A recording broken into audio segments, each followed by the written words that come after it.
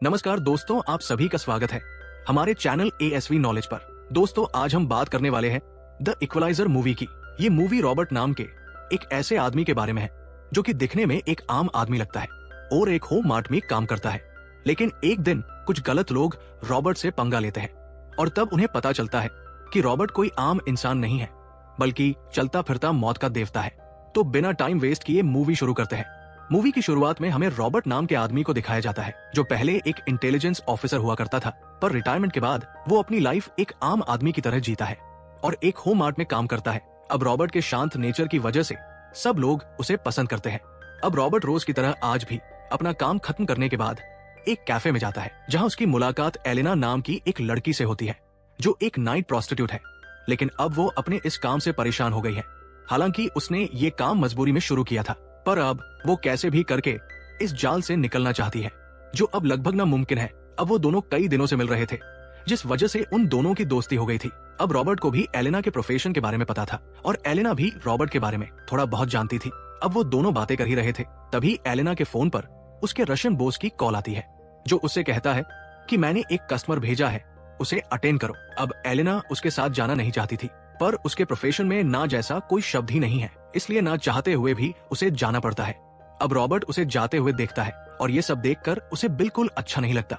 अब अगले दिन जब वो दोनों फिर से कैफे में मिलते हैं तो आज एलेना के फेस पर चोट के निशान होते हैं, जिन्हें देखकर रॉबर्ट परेशान होते हुए उससे पूछता है कि ये सब किसने किया, जिस पर एलेना बताती है कि ये सब मेरे लिए आम बात है। अब रॉबर्ट उससे कहता है कि तुम ये प्रोफेशन छोड़ दो, पर बेचारी चाहकर भी ऐसा नहीं कर सकती। अब वो दोनों बाहर घूमने चले जाते हैं, तभी वहाँ एक गाड़ी आकर रुकती है और उसमें से एलेना का बॉस स्लावी बाहर आता है और एलेना को मारते हुए उसे गाड़ी में बिठा देता है।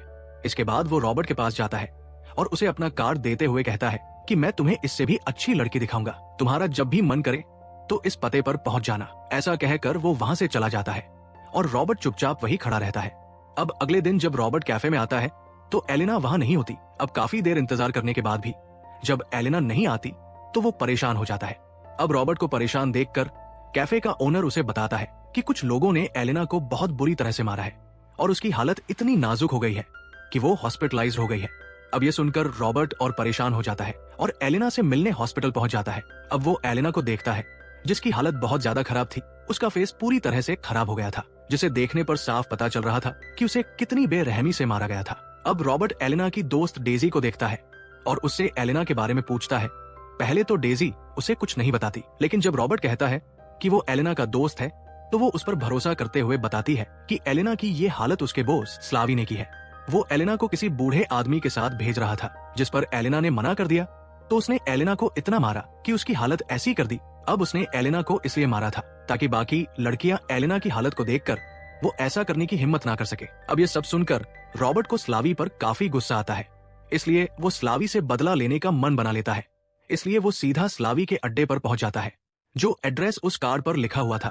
अब रॉबर्ट स्लावी के सामने अपनी सारी सेविंग के पैसे रखते हुए कहता है कि ये सारे पैसे तुम रख लो और एलेना को हमेशा के लिए आजाद कर दो। अब पैसे देखकर स्लावी हंसते हुए उससे कहता है कि इन पैसों से मैं तुम्हें केवल 1 महीने के लिए ही उसको दे सकता हूँ। इसके बाद वो कहता है कि अगर तुम भी इस लाइन में आना चाहते हो तो मुझे बताओ, क्योंकि इस लाइन में तुम जैसे ब्लैक लोगों की अच्छी डिमांड है।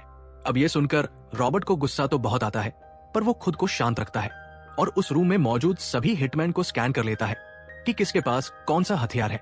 अब सारी कैलकुलेशन करने के बाद वो रूम का दरवाजा बंद करने जाता है। इसके बाद कुछ ही सेकंड में वो स्लावी और उसके आदमियों को मौत के घाट उतार देता है। अब उन सबको मारने के बाद वो अपनी वॉच देखता है जिसमें उसने 28 सेकंड में ही उन सबका खेल खत्म कर दिया था। इसके बाद वो वहां से चला जाता है। अब अगले दिन वो रोज की तरह अपने काम पर जाता है और कोई भी उसे देखकर ये नहीं बता सकता कि उसने पिछली रात 5 लोगों को भगवान के घर भेजा हो। अब अगले सीन में हम एक खतरनाक रशियन एजेंट को देखते हैं जिसका नाम टेरी होता है। अब टेरी मर्डर सीन पर जाता है और पूरे क्राइम लोकेशन को अच्छे से एनालाइज करता है और सब कुछ देखने के बाद उसे समझने में देरी नहीं लगती कि जिस तरह से उन लोगों को मारा गया है वो काम किसी आम आदमी का नहीं है, बल्कि जिसने भी उन्हें मारा है वो किसी आर्मी या नेवी से ट्रेंड आदमी है। अब वो कातिल के बारे में छानबीन करने लगता है और केस से जुड़े लोगों से बातचीत करता है। तभी उसे एलेना के बारे में पता चलता है, लेकिन फिलहाल एलेना आईसीयू में है, इसलिए वो एलेना की दोस्त डेजी के पास जाता है और उससे पूछताछ करता है।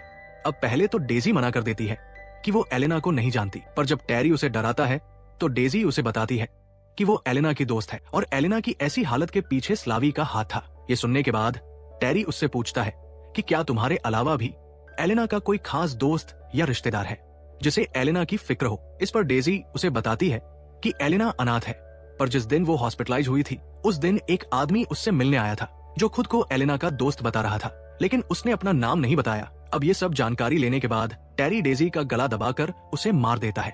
अब टेरी ने डेजी को इसलिए मार दिया क्योंकि उसे झूठे लोगों से नफरत है और जो भी उससे झूठ बोलता है तो वो उसे जान से मार देता है। इसके बाद वो अपनी टीम से हॉस्पिटल की फुटेज निकलवाता है और जल्द ही उसे रॉबर्ट की फोटो मिल जाती है। अब वो अपने साथी से कहता है कि इस आदमी के बारे में जो भी जानकारी मिले ढूंढ निकालो। अब अगले सीन में टेरी रॉबर्ट के घर पहुंच जाता है जहां वो खुद को डिटेक्टिव बताता है, पर रॉबर्ट उसे देखकर समझ जाता है कि ये कोई डिटेक्टिव नहीं है। वहीं टेरी को भी यकीन हो जाता है कि रॉबर्ट ने ही स्लावी और उसके आदमियों को मारा है। अब रॉबर्ट उससे सीधा सवाल करता है कि तुमने मुझे कैसे पकड़ लिया, क्योंकि मैंने तो कहीं पर भी अपना कोई फुटप्रिंट नहीं छोड़ा है। ये सुनकर टेरी उससे कहता है कि कल्प्रिट को ढूंढना हमारा काम है और जब उसके खिलाफ सबूत मिल जाएंगे तो उसे अरेस्ट भी कर लिया जाएगा, तुम उसकी चिंता मत करो। इस पर रॉबर्ट कहता है कि मैं भी जानना चाहता हूँ कि आखिर मुजरिम कौन है। अब रॉबर्ट की बात सुनने के बाद टेरी उससे बिना कुछ कहे वहां से चला जाता है। इसके बाद वो अपने साथी से कहता है कि इस आदमी के बारे में हमें जो भी जानकारी मिली है वो बिल्कुल गलत है, क्योंकि ये आदमी जैसा दिखता है वैसा है नहीं, इसलिए इसके बारे में और जानकारी निकालो, इसका बैकग्राउंड पता करो।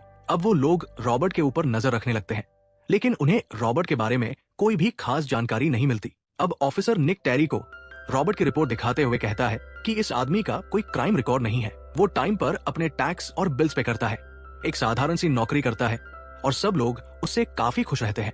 उसने आज तक किसी के साथ कोई गलत बिहेव नहीं किया और बिल्कुल सिंपल जिंदगी जीता है।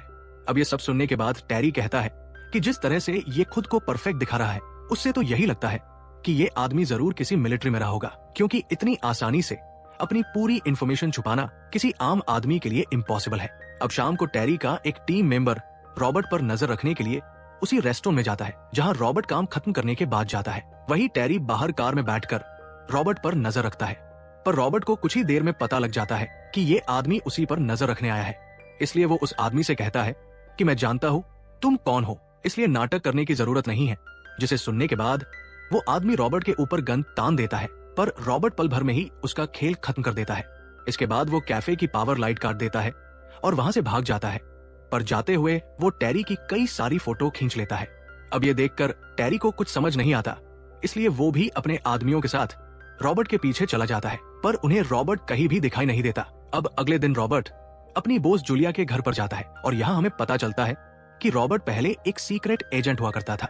अब सीक्रेट एजेंट्स का काम होता है कि जब वो रिटायर होते हैं तो वो अपनी पहचान और अपनी लाइफ से जुड़े डेटा को दुनिया से ही गायब कर देते हैं ताकि कोई भी उनसे जुड़े मिशन के बारे में जान ना पाए। अब रॉबर्ट ने भी अपनी पहचान मिटाने के लिए खुद का कार एक्सीडेंट करवाया था और खुद को मरा हुआ साबित कर दिया था। इसके बाद वो पहचान बदलकर दूसरे शहर में रहने लगा था। अब रॉबर्ट अपनी बोस जूलिया को टेरी की फोटो दिखाता है तो जूलिया रॉबर्ट को टेरी के बारे में बताते हुए कहती है कि टेरी एक खतरनाक रशियन सोल्जर है जो माफिया डॉन पुश्किन का राइट हैंड है। पुश्किन रसिया में बैठे हुए भी पूरे अमेरिका में अपना जुआ, शराब और इंसानों का कारोबार करता है। उसकी पॉलिटिकल पावर इतनी ऊपर तक है कि कोई भी उसकी तरफ उंगली नहीं उठा सकता और पुश्किन ने ही अपने आदमी स्लावी के मर्डर केस को सॉल्व करने की जिम्मेदारी टेरी को दी है। अब जूलिया आगे कहती है कि तुम एक बहुत बड़े जाल में फंस गए हो, इसलिए तुम जो भी करना चाहते हो संभल कर करना। अब रॉबर्ट उन दोनों से विदा लेकर वहां से चला जाता है। अब रॉबर्ट अपने अगले मिशन पर निकल जाता है और इसके लिए वो सबसे पहले टेरी के एक आदमी को टॉर्चर करता है और फिर उससे उनके अड्डे पर ले जाने के लिए कहता है। अब वो आदमी न चाहते हुए भी रॉबर्ट को एक रशियन ग्रुप की इलीगल फैक्ट्री में ले जाता है। अब रॉबर्ट खुद को पुश्किन का आदमी बताता है, पर वहां मौजूद एक आदमी को उस पर शक हो जाता है और वो रॉबर्ट पर गन तान देता है। पर हमेशा की तरह इस बार भी रॉबर्ट को उनका गेम बजाने में ज्यादा देर नहीं लगती। अब रॉबर्ट उस फैक्ट्री में काम करने वाले मासूम लोगों को कुछ पैसे देकर वहां से भेज देता है। इसके बाद वो इस फैक्ट्री की खबर पुलिस को दे देता है। अब जल्द ही पुलिस वहां आ जाती है और फैक्ट्री में रेड मार देती है। वहीं रॉबर्ट के हाथ एक पेन ड्राइव लगती है जिसमें कई सारी इलीगल ट्रांजैक्शन और माफिया लोगों की जानकारी होती है। रॉबर्ट उस सारे डेटा को FBI को मेल कर देता है। अब इन्हीं फाइल में एक शिप के बारे में जानकारी लिखी होती है जो हर महीने पुश्किन के ड्रग और हथियारों की इलीगल तरीके से डिलीवरी करती है। अब शाम के समय रॉबर्ट सी पोर्ट पर चला जाता है और उसे उस शिप में आग लगा देता है। अब इस आग की वजह से पुष्किन को करोड़ों का नुकसान होता है।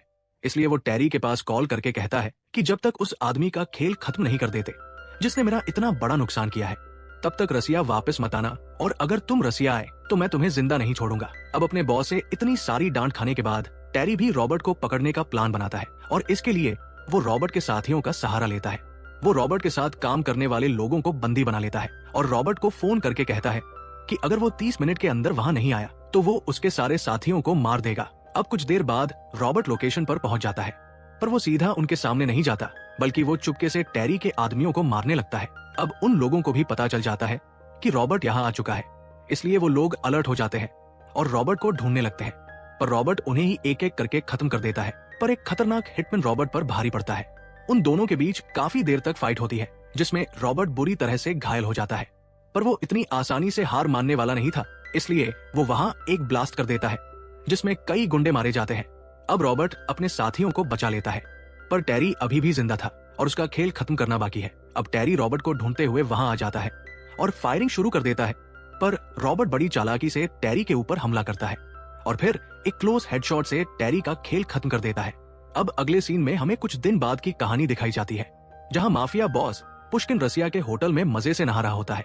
अब उसे इस बात की भनक भी नहीं थी कि रॉबर्ट इतनी सिक्योरिटी के बावजूद भी उसके पास आ चुका है।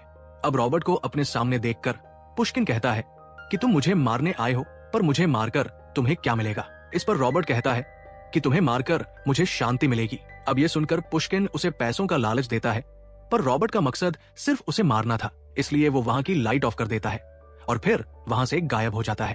अब पुष्किन देखता है कि सारे नल खुले हुए हैं, तो वो उन्हें बंद करने जाता है, पर उसे ये नहीं पता था कि रॉबर्ट ने पहले ही वहां करंट वायर लगाई हुई थी और करंट लगने की वजह से पुष्किन भगवान को प्यारा हो जाता है। अब मूवी के लास्ट सीन में हम एलेना को देखते हैं, जो भागते हुए रॉबर्ट के पास जाती है। वो बताती है कि जब मैं हॉस्पिटल में थी तो मुझे वहां $10,000 मिले थे और मैं जानती हूँ वो पैसे तुमने ही रखे थे। मैंने तुमसे मिलने की काफी कोशिश की, पर मैं कभी तुम तक नहीं पहुंच पाई, इसलिए मैं उन पैसों को लेकर दूसरे शहर में चली गई और एक छोटी सी जॉब करके शांति से अपनी लाइफ जी रही हूँ। अब रॉबर्ट उसकी बात सुनकर उसके लिए काफी खुश होता है। अब एलेना रॉबर्ट का शुक्रिया अदा करके वहां से चली जाती है। वहीं रॉबर्ट को भी लोगों की मदद करके काफी अच्छा लगता है, इसलिए वो अपनी इक्वलाइजर नाम से एक ऑनलाइन प्रोफाइल बनाता है जिसमें लोग उससे मदद मांग सकते हैं। तभी उसके पास एक मैसेज आता है कि कोई उसे परेशान कर रहा है। अब रॉबर्ट अपने अगले मिशन पर निकल जाता है और इसी के साथ हमारी ये मूवी यहीं पर खत्म हो जाती है। उम्मीद है दोस्तों आपको ये मूवी पसंद आई होगी। मिलते हैं अगली वीडियो में। राधे राधे।